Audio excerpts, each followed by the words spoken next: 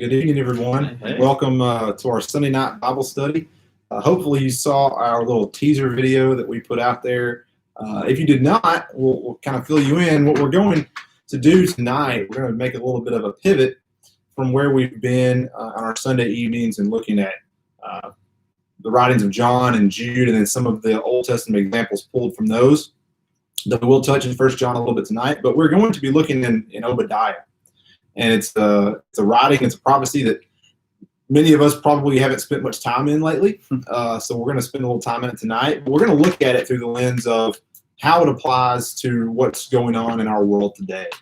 So we're going to start out tonight with a little bit of backstory so that we understand Obadiah's place in history and what he was saying and who he was writing to. And then we're going to kind of start to work toward how that applies to us. And we'll be visiting several different examples throughout the night. So we're going to start out just in talking about who was Obadiah and what was he doing. And so if you would, just turn with me real quick to Obadiah chapter, well, not chapter 1. It is, the whole thing's chapter 1, Jacob. Yeah, that's one of the good things about it is if, we told you guys you could read it ahead. You could have, if you would have started about 3 minutes ago, you could have already read through the whole book. That's right. That's right. But if you see in Obadiah, verse 1, it says, "The vision of Obadiah, thus says the Lord God concerning Edom. We have heard a report from the Lord, and a messenger has been sent among the nations, saying, Arise, let us rise up, let us rise up against her for battle." So right away we see this is a vision of Obadiah from the Lord God, and he is writing to Edom. So that first, for us to understand the context of what's going on, it begs the question, well, who is Edom? Who is the nation of Edom? Jacob, do you have any stabs at that? Any guesses? Well, if I was just to guess, but since I already read this, it goes back to Jacob and Esau. Ah, that's right. Very good. Yeah, he saw the answers before he saw the test. So That's right. It's a little bit of an unfair advantage. But yes, so Edom is Esau, or is the descendants of Esau. And we're going to look a little bit at the history of that, just briefly, just so that we understand their place, because the fact that Edom, the people of Edom come from Esau is key to the meaning of what Obadiah is writing to them. So if you want, we're gonna skim through a few references in Genesis. First, we look at Genesis chapter 25. Now, this is the time when we open up to Isaac, and we see that Isaac does not have any children. And if you look and pick up in verse 22, verse 21, excuse me, this is Genesis 25, verse 21.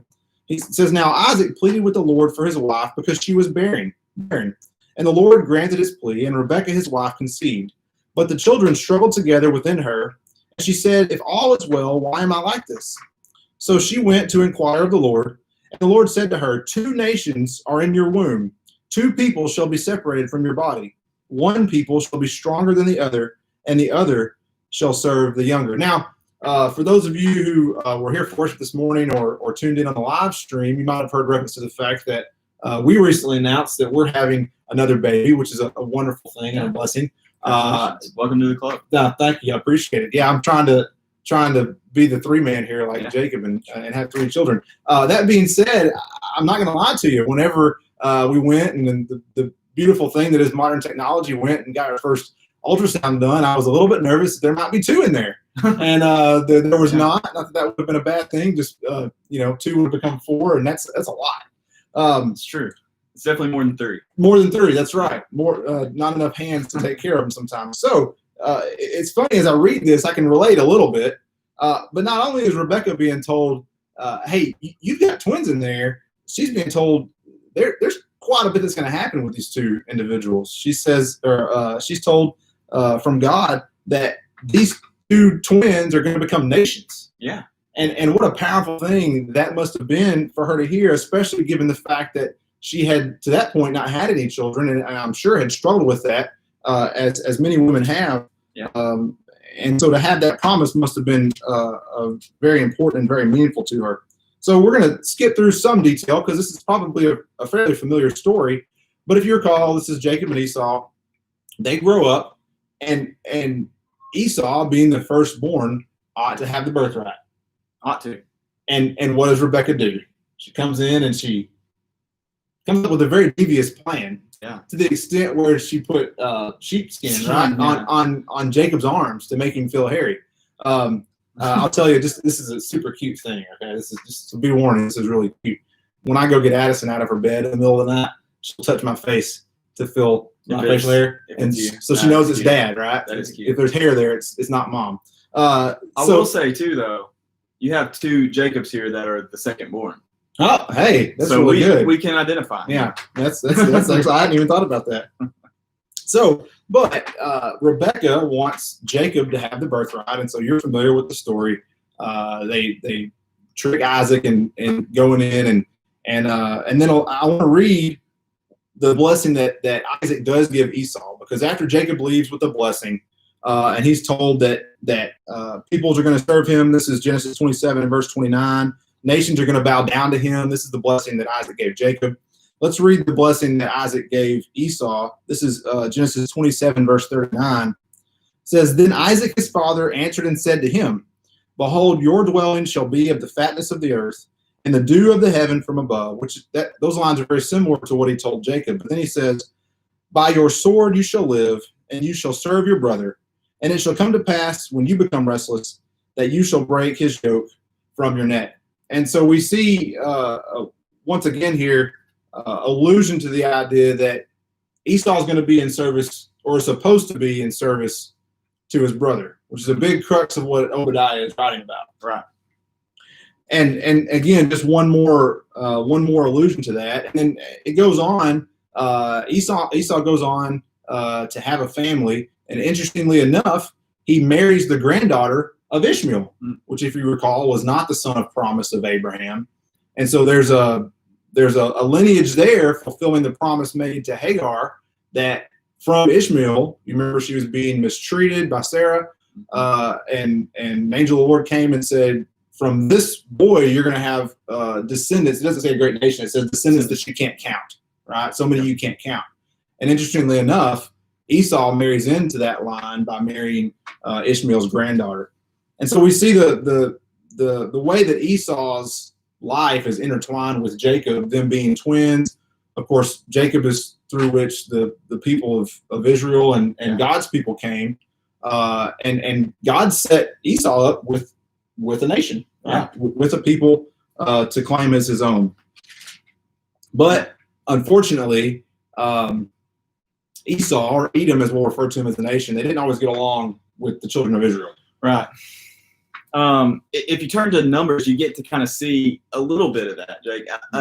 Starting in verse 14 of Numbers chapter 20, from Kadesh, Moses then sent messengers to the king of Edom. So this is the Israelites sending a message to the king of Edom. And this is their message to the king. Thus your brother Israel has said, you know all the hardships that has befallen us, that our fathers went down to Egypt, and we stayed in Egypt a long time. And the Egyptians treated us and our fathers badly. But when we cried out to the Lord, he heard our voice and sent an angel and brought us out of Egypt. Now behold, we are at Kadesh, a town on the edge of your territory.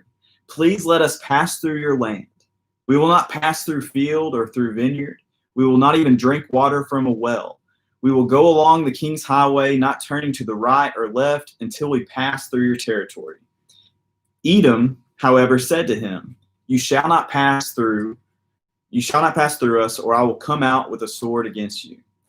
Again, the sons of Israel said to him, We will go up by the highway, and if I and my livestock do drink any of your water, then I will pay its price.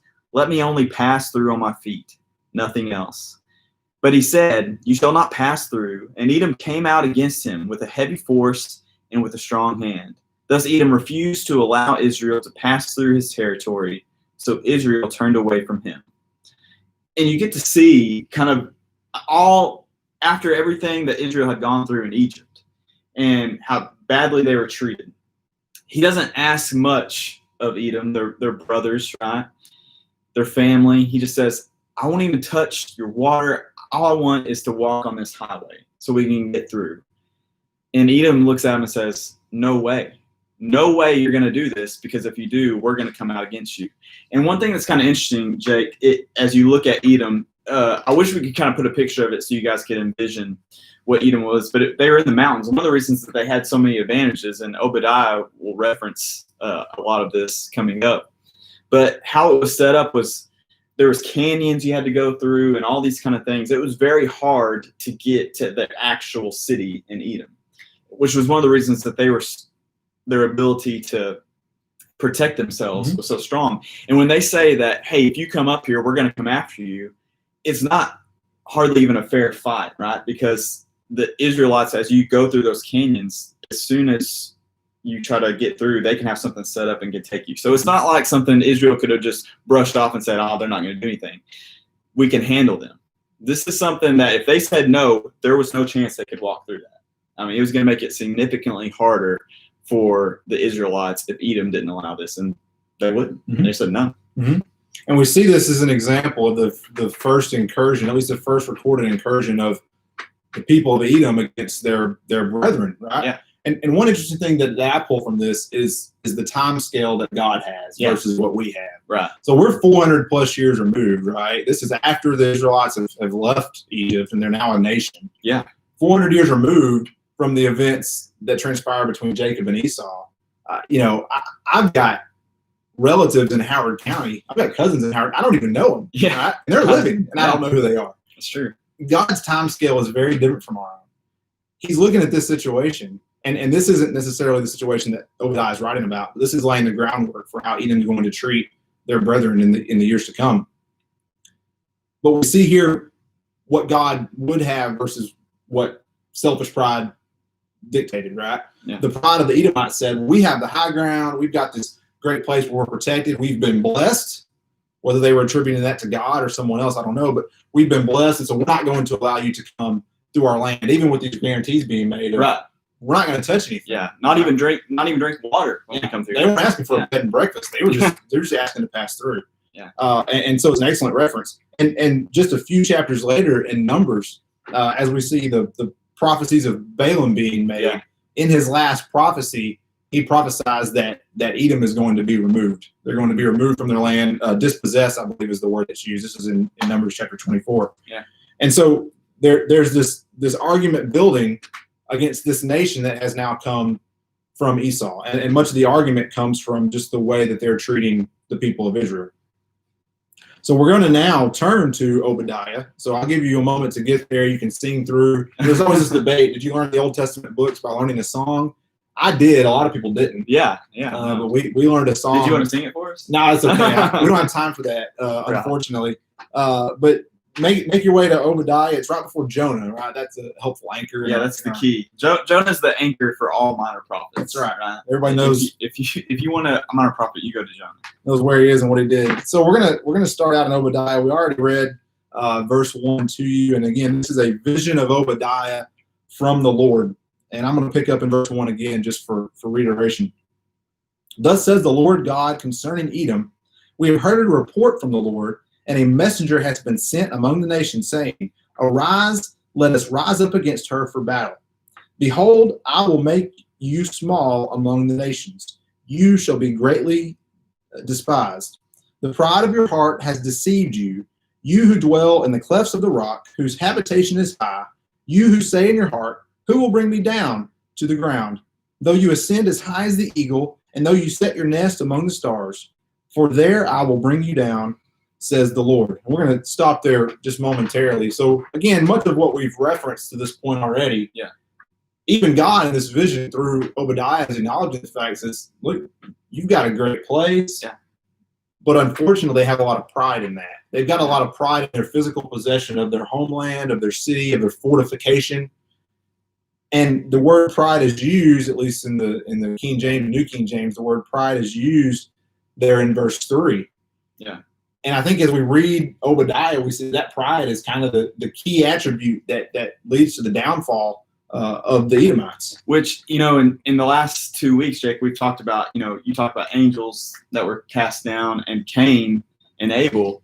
And kind of the thing that was the downfall for each of those was pride. Right? The pride in who they thought they were and what they thought they deserved. And you see it similarly with the Edomites. They have everything before them. There's nothing that seems like can take them down, right? And when that happens, you almost get to the mindset of not even God can touch me at this point. That's something where you start to see that. And I think that's what you're starting to see with the Edomites. Here is they're so confident that they can shut down even requests from their brothers just like that and not have any repercussions from it. Mm-hmm.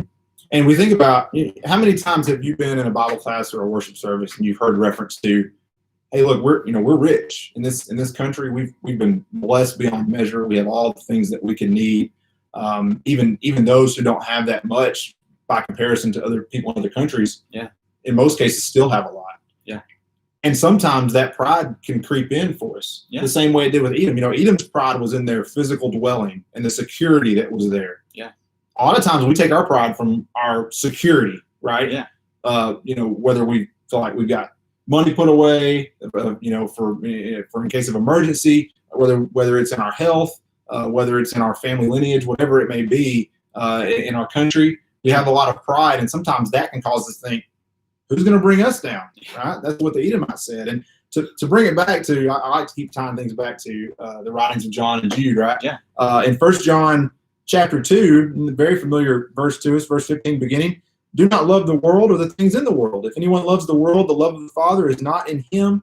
For all that is in the world, the lust of the flesh, the lust of the eyes, and the pride of life is not of the Father, but is of the world. And the world is passing away, and the lust of it, but he who does the will of God abides forever. And so again, in mentioning or talking about the pride of the Edomites, it's that pride of life, right? For them, they probably looked at the kingdom around about and they said, "Wow, we're really well positioned. We can feel secure and feel safe." And unfortunately, that was going to lead to their downfall. Right, and it's for good reason, right? I mean, they haven't been touched. I mean, no one's been able to come after them really because of where they're situated. You who lived in the cleft of the rocks, you always talk about having the high ground. They had the high ground when it always came. And as long as they stood back in their city and stayed away from everything else, there's nothing that could touch them, right, in their minds. And think about that as it relates to us. Again, we're going to be continually drawing parallels to the Edomites and their response to things and then our response to things today. You think about what God did for Esau, right? Esau, he lost his birthright and his inheritance. Well, one, because he couldn't wait on a bowl of soup, right? We recall that story. That also from his mom and from Jacob. But God still took care of him. God still made him a great nation. We talked about Cain last week and how God took care of him and kept him, put a mark on him so people wouldn't take his life for what he did. God took care of him. God took care of Esau. And God gave Esau's descendants opportunity. He put them in a great spot. And all it took them to do was to stay true to God. The same thing with us today. We've been put in a great spot to support you. We've been put in a great spot, and yet we let our selfishness and our pride and the lust of life get in the way and pull us down and pull us away from God. And it's one of those hard things to say as people who live in America and have pride in America, right? I don't think you're going to find two people who aren't proud to be Americans and get to say that and proud of our military and come from families that are highly enriched in different parts of the country, whether it be military or other things. But whenever we start making decisions on our actions based on being Americans versus being based on Christians, this is the result that you get. The Edomites start making decisions not based on who their creator is, but where they live and what they have right now. And when we, as Americans who are blessed greatly, similar to the Edomites, when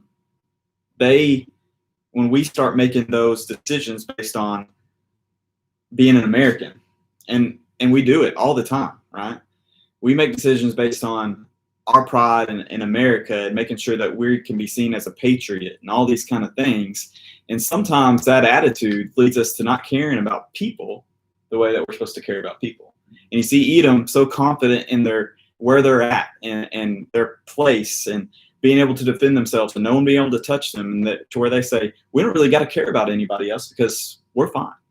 We're fine with where we're at. As long as we take care of each other right here, our nation, then we're going to be fine. But they forget that God didn't ask them to do that. He asked them to take care of each other. And you may say, well, okay, so they didn't let the children of Israel pass through. That maybe that's not so bad. But Obadiah is about to get into what they did that was so bad. Now, a little bit of historical context as we move into the next part of this text. There's some debate as to when Obadiah wrote this. Yeah. Unfortunately, he did not sign it with a date on the copy that we were able to come up with, yeah. right? He also doesn't give us a whole lot of historical context. Now, there's historical context to come, which is that those in Judah have been carried away captive. Yes. So we know that there's probably a 350-year range from somewhere in the 900s down to 550s where this likely was written. Now, there are some that argue that they're going to take their lives. Right. The majority opinion is that these are two separate Obadiahs. Yeah. But there are some that argue that this is the Obadiah of 1 Kings. Mm-hmm.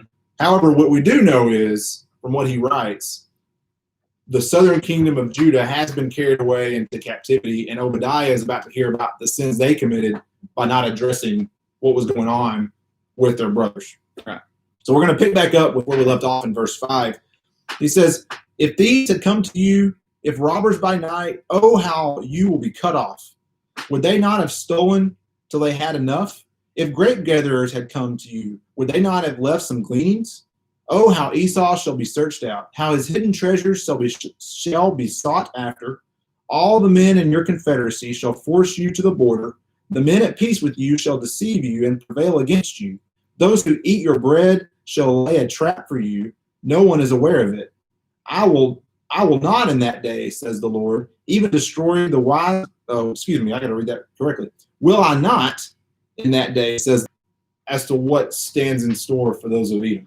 Yeah, and he's telling them, look, he kind of introduces why their pride and why they're prideful. And he says, if you think that you're safe because of those things, guess what? You're not. Because you've forgotten that God is in control of everything, and he is going to wipe you out for what you have done. And he's just about to tell them what they've done, as if they probably don't already know, but because they've got to know what's coming. But after telling them, yeah, you guys should be pretty proud of what you got up there. You're in the cleft of the rock. You have all these things. Nothing's going to be able to save you from this. Mm-hmm. And he goes on to say that, even men that you're at peace with are going to lay traps for you, and you're not going to be aware of it. Yeah. He says they're going to find a way to rout you out of your citadel that you find yourself in. And so we're going to keep reading, and we're going to get into exactly what it is that they did, and they're going to have to hear their sins repeated back to them, which must have been a very terrible thing to read. Right. Upon realizing, oh wow, we really had misplaced judgment in dealing with God's people. Yeah. He says in verse 10, for violence against your brother Jacob, shame shall cover you, and you shall be cut off forever.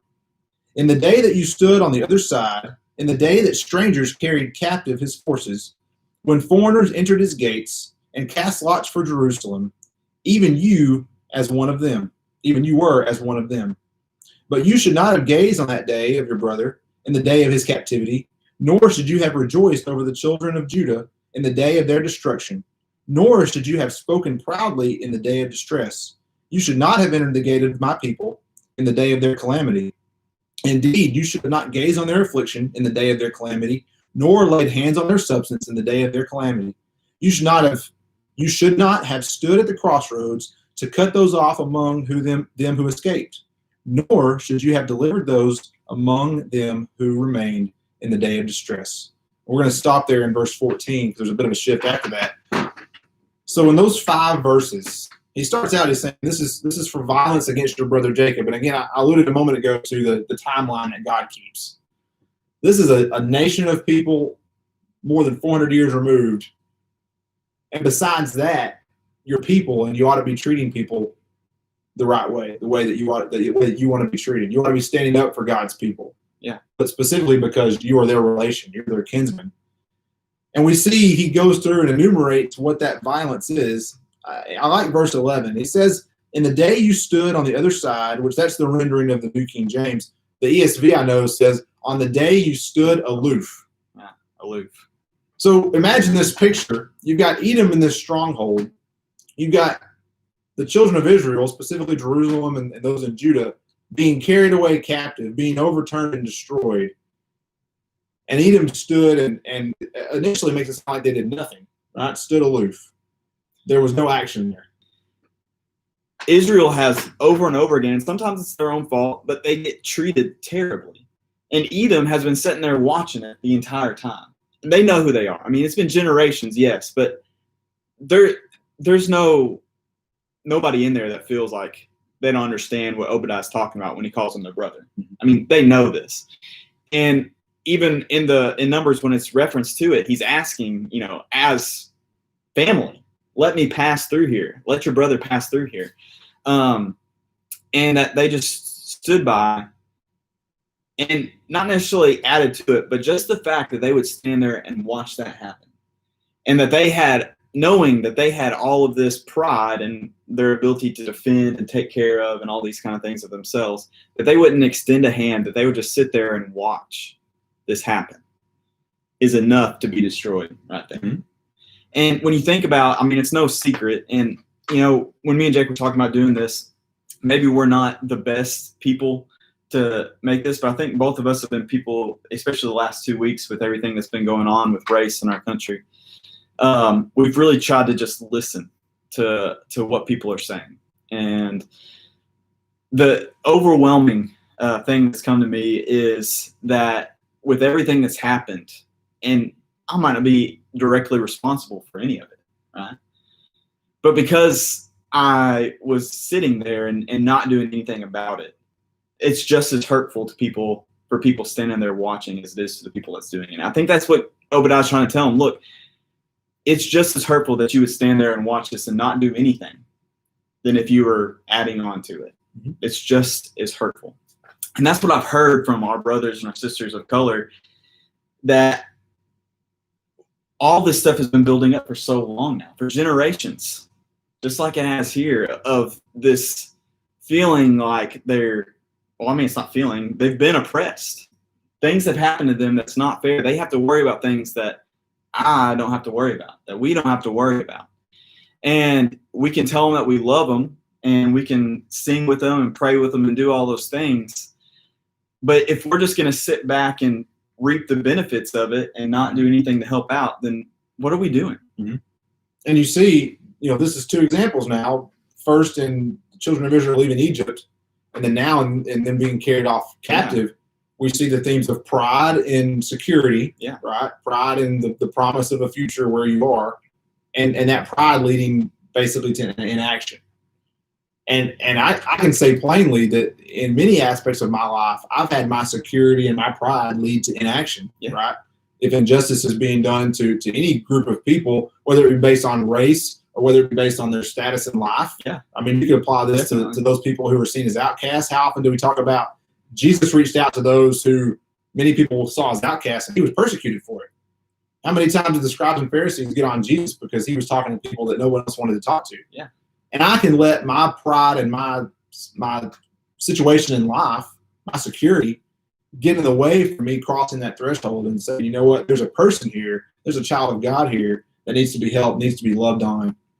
And that's my duty as a Christian. And so many times I feel like the reaction is, well, I didn't do it, right? And we see that all through Scripture, but you really I can just hear Edom being like, yeah, but I didn't do that, What do you expect of me? And I think what God's telling them plainly is there were expectations of you to love them as family, to love them as brothers, to treat them with love so they know that they're cared about, that they're loved, that God is with them. That's your responsibility. And as Christians, that's what Jesus tells us. Our responsibility is to let everyone know, not just that there is a God, but that they are loved by that God. Mm-hmm. And if we're just sitting here telling people about God and telling them that he's this loving God, but we're not showing it to them, then what are we doing? Mm-hmm. And as people who we love and have felt oppressed, and once again, we talk about having to deal with these things of what the last 2 weeks have really put on the forefront of our country. And you have people say things like, that if I was to stand up for that, that would make me un-American. And in return, you're saying I'm willing to let myself be seen as a better American than as a better lover of people. And these are not easy things to say, and it's not been easy things for me and Jake to come to grips with and want to get on a Bible study and talk about. But it's things that just can't be ignored anymore. It can't be swept under the rug. It can't be something that's just pushed down the road so we can be standing aloof looking at it. Mm-hmm. It's things that have to change. And the only way those things change is through action. And the action of us is to let people know that they're loved by God and in turn loved by us. Mm-hmm. And you can't do that through standing and watching. You have to do it through acting and showing. I want to take it back to the example of John in his epistles.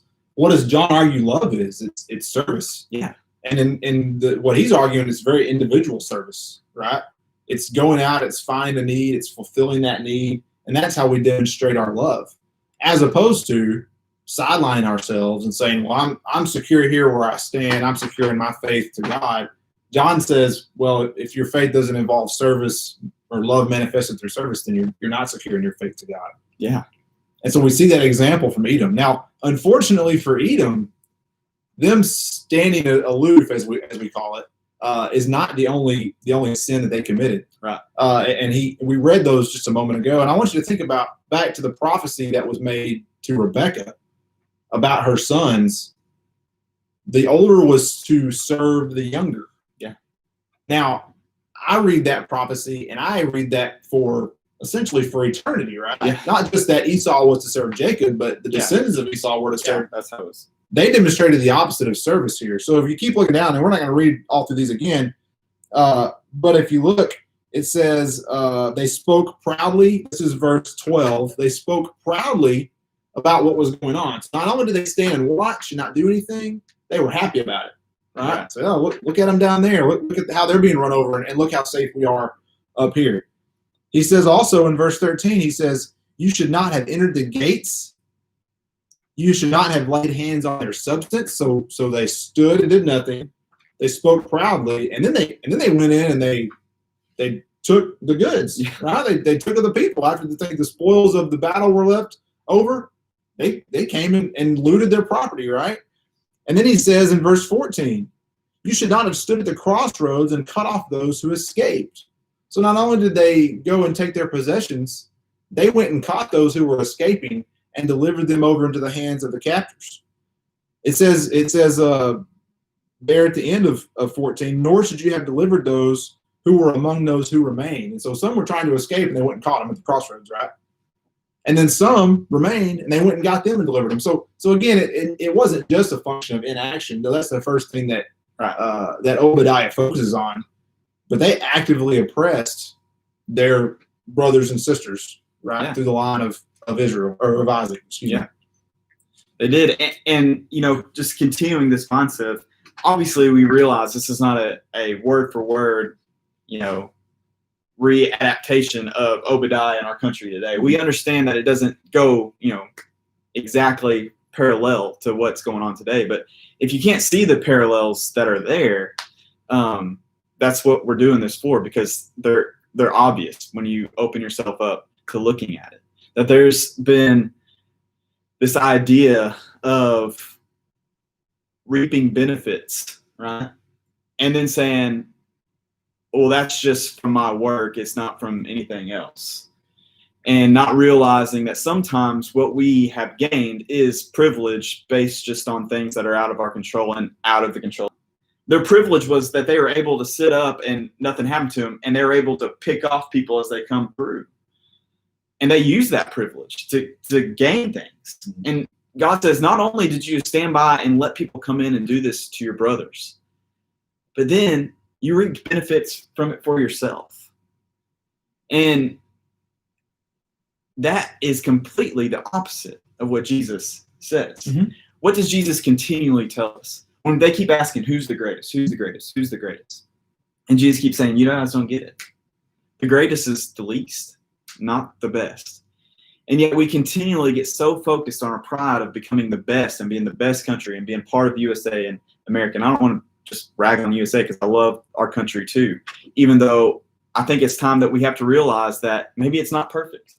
Maybe there are some things about it that don't go along with the gospel of Jesus, even though this is a Christian nation, which I don't know, we would want that to be true, but there's nothing that says it has to be that way, because our nation of Christians isn't a country on this earth. We're told the kingdom of God expands all countries. One of the reasons that we have this kingdom was to get rid of the nation of Israel, having this claim to God. He says, I'm going to let anyone have it. And this is not just a nation, a place on earth that has this, but the kingdom of God spreads out through the whole earth. Mm-hmm. And that's where your pride is, not in this country. And so as we start to make decisions based on how can I use the privileges I have of being an American and being white in America, and use those not to reap more benefits for me, but to use it as service to others, so I become least, so people are lifted up around me instead of me reaping the benefits of that privilege. Mm-hmm. And that's an excellent thing to draw out is how can we use what we have, right? You can make the argument from the text in Obadiah that God set up Edom to be there for their brethren. Yes. Right? How easy would it have been, either to go in and prevent them from being overthrown, or to at least go and gather up those that were scattered and say, well, you weren't carried off into captivity, but we can help you over here. We can pull this remnant aside, and we can nourish you and help you to grow back and maybe return to Jerusalem one day. But they use their position to first not help at all, and then in some cases add to the hardship. And so we look at the positions that we all have collectively, right? Those of us at Robinson and Center, Christians around the world, and the positions and the blessings that we have that we can use to help advocate for and advance other people. And that's one lesson we're drawing out of this text from Obadiah. Yeah. Now, there are other ways we can take this lesson, and for the next week to few weeks, we're going to do that, right? We're going to get back into some of the writings of Paul to talk about, when Paul focuses on our place in our society, the government's place in our society, and then again going back to how we ought to love and treat other people. Now, full disclosure, Jacob and I don't have this fully fleshed out, so we don't exactly know where we're going or how long it's going to take us to get there, but we'd like to have a little bit of a dialogue, right? We'd like to have some feedback from you. What are your thoughts? What are your concerns? What are things that have been bothering you? Yeah. Do you feel convicted that you haven't done enough? Do you have you found some way that you can serve those who are marginalized by our society, that you can be the Christian to them and help lift them up based on the status that you've been given? We'd love to hear that input you have for us. Yeah, and as well as, we're blessed here at Robinson Center to not just be a white church, right? We're blessed that we have all different cultures. We have, several families here that are representing different cultures. So it's for our Black friends, and if there's things that you need to see from us, right? Things that you draw from this saying, yeah, Edom didn't do this, and this is what they should have done. Things that we need to know we need to be doing in order to not just stand aloof, but actually be using what we have to help you. Reach out to us so we can get that message out. That's what we're trying to listen to as well. Mm-hmm. So with that tonight, we just want to thank you so much for joining us. Again, we don't know exactly how long this study is going to go, but we think it's one that's obviously it's very appropriate for our time. And also I think it's one that, if not anything else, it's been beneficial for Jacob and I to sit and have some honest conversation about these topics and these themes. So again, if you have feedback, please let us know. We plan to be back here again next Sunday night at 5 o'clock on the live stream. Also, you can feel free to share this with your friends. It'll be recorded and saved out on YouTube. We hope that you have a good week, that you are able to do just that, to find ways to serve other people, to live out that love and faith that John talked about in service to others, as I know so many of you do every day and continue to. And thank you so much for that. Our theme for 2020 that Steve came out with at the beginning of the year was be the good. And I don't think there's any more appropriate time to take that seriously, because it's a verb, it's an action, that we are to go and be the good. And I think now, with everything that's happened, is the perfect time to take that seriously and do it. Mm-hmm. So let's do it. RNC, as a family, as Christians who love God and His creation, let's make sure that we're doing what we can to be the good. And we'll see. Yeah, I guess we'll see you next week, right? Yep. Hopefully we will. Please let us know if you have feedback. We want to know it. Love you guys. Love you.